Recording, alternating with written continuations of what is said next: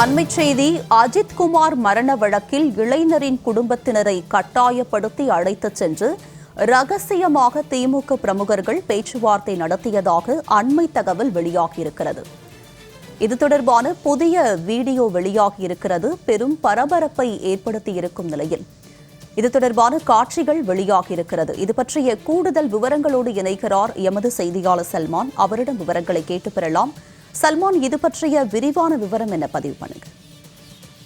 சிவகங்கை மாவட்டம் திருப்புவனம் மடப்புரம் பத்ரகாளியம்மன் கோவிலுடைய காவலாளியாக பணிபுரிந்த அஜித்குமார் என்ற இளைஞர் கடந்த மாதம் 27ஆம் தேதி அன்று அங்கு பணிபுரிந்து கொண்டிருந்த போது பெண் ஒருவர் அளித்த புகாரின் கீழ் நகை காணாமல் போனது தொடர்பாக விசாரணை நடத்துவதற்காக அஜித்குமாரை திருப்புவனம் காவல் நிலையத்திற்கு அழைத்து சென்றிருக்கிறார்கள். பின்னர் 28ஆம் தேதி அஜித்குமாரை தனிப்படை காவல்துறையினர் விசாரணைக்காக அழைத்து சென்ற பொழுது கடுமையாக தாக்கியதில் அவர் உயிரிழந்தார். இந்த வழக்கானது கொலை வழக்காக மாற்றப்பட்டு தனிப்படை காவல்துறையினர் 5 பேர் கைது செய்யப்பட்டு மதுரை மத்திய சிறையில் அடைக்கப்பட்டிருக்கிறார்கள். ஏற்கனவே இந்த கொலை வழக்கு தொடர்பாக உயர்நீதிமன்றத்தில் விசாரணை வந்த பொழுது விசாரணை நீதிபதியாக மதுரை மாவட்ட 4வது கூடுதல் நீதிமன்ற நீதிபதி ஜான் சுந்தர்லால் சுரேஷ் அவர்களை நியமித்து அவர்கள் நேரடியாகவே திருப்புவனம் பகுதிக்கு வந்து அங்கு பல்வேறு சாட்சியங்களிடமும் அதே போன்று அஜித்குமார் குடும்பத்தினரிடம் கூட விசாரணை நடத்தினார்கள். ஆனால் அப்போது ஏற்கனவே அந்த அஜித்குமாருடைய வழக்கறிஞர்கள் தரப்பில் சாட்சியங்கள் வெளிப்படையாக தங்களது சாட்சியங்களை அளிக்கலாம் எனவும் உரிய பாதுகாப்பு அளிக்கப்படும் எனவும் கூட குறிப்பிடப்பட்டிருந்தது.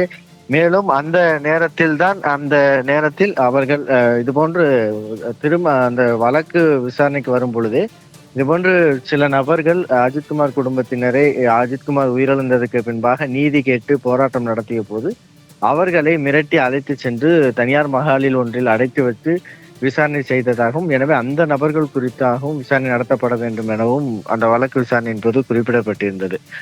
இந்த நிலையில்தான் அவர்கள் விசாரணை நீதிபதியாக இருந்த ஜான் சுந்தர்லால் சுரேஷிடமும் அது தொடர்பான சாட்சியங்கள் யாரும் அளிக்கப்படாத ஒரு சூழலில் தான் ஏற்கனவே அஜித்குமாருடைய வழக்கறிஞர் தரப்பில் வெளிப்படையாக அழைப்பும் எடுக்கப்பட்டிருந்தன.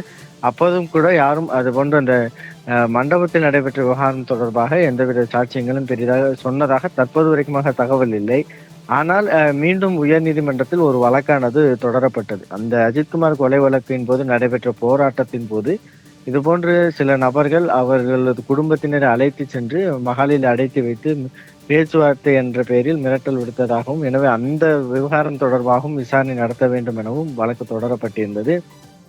உங்களுடைய விரிவான விவரங்களுக்கு நன்றி சல்மான்.